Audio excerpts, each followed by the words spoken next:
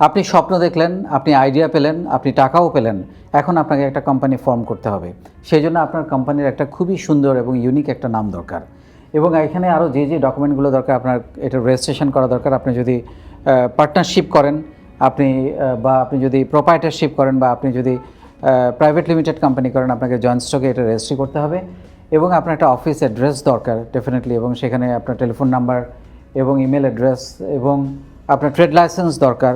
আপনার বাড়ি ভাড়া চুক্তি, আপনি যদি ভাড়াই করে থাকেন, আপনার বাড়ি ভাড়া চুক্তি লাগবে ট্রেড লাইসেন্স করতে। আপনার ভ্যাট দরকার, টিআইএন দরকার, এবং আপনি যদি ইম্পোর্ট করেন আপনার আইআরসি দরকার। আপনার একটা ওয়েবসাইট দরকার, আপনার ইউটিউব দরকার, এবং আপনি একটা ফেসবুক অ্যাকাউন্টও করতে হবে এটার জন্যে, এবং আপনার ফাইনালি একটা অফিস সেট আপ করতে হবে। এখন যেটা হয় সেটা হচ্ছে যে আমাদের সবচেয়ে বড় যে কাজটা হয়ে যায় সেটা হচ্ছে যে আপনি সব কিছু করার পরে বিজনেসটা রান করা কিন্তু খুব কঠিন একটা কাজ, এবং এইখানেই অনেকে ফেল করে।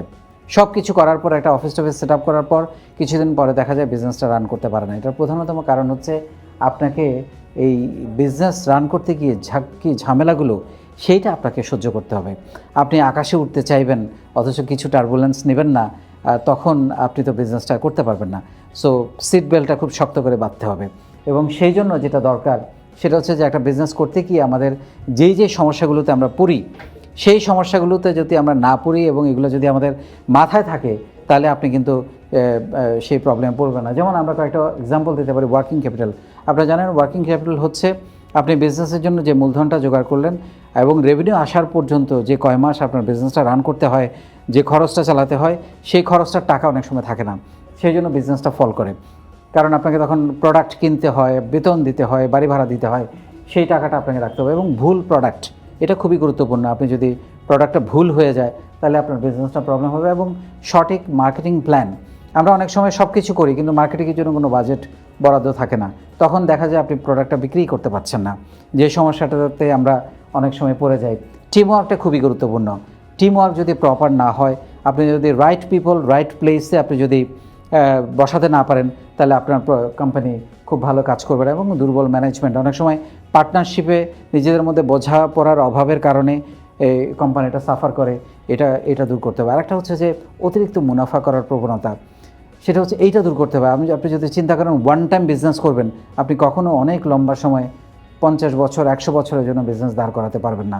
এটা খুবই গুরুত্বপূর্ণ, এটা মাথায় রেখে আমাদের কাজ করতে হবে। অ্যান্ড ফাইনালি যেটা বলার চেষ্টা করবো সেটা হচ্ছে ডোন্ট গিভ আপ। কোনো অবস্থাতে হাল ছেড়ে দেওয়া যাবে না। আপনি পারছেন না, আবার ট্রাই করতে হবে। ওইটা পারছেন না, অন্য একটা কিছু ট্রাই করতে হবে, কিন্তু লেগে থাকতে হবে। এবং এই লেগে থাকার কোনোই বিকল্প নাই। আর আমি যেটা বলার চেষ্টা করব, সফলতা মানে, বিজনেসের সফলতা মানে টাকা পয়সা বাড়ি গাড়ি, এটা না।